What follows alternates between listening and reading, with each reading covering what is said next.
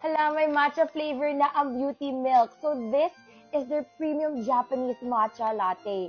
Nakakapayat, nakaka-lighten, at nakaka-brighten siya ng skin. When it comes to flavor, alam nyo na the best talaga ang Dear Face Beauty Milk. Ang sasarap ng mga flavors na nilalabas nila.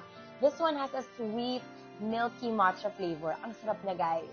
At di rin nagpapatalo ang Dear Face sa ingredients.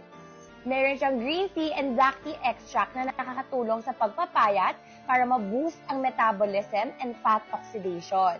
At nakaka-brighten at lighten siya ng skin kasi meron siyang sakura extract, hydrolyzed marine collagen, reduced L-glutathione, and acetylcysteine, goji berry, acai berry, grapeseed, rose hip, neem, mangosteen, and camu-camu extract para mas youthful, glowing, at brighter ang ating complexion. Kaya kung mahilig kayo sa matcha o kung hindi kayo mahilig sa coffee, try Beauty Milk Matcha.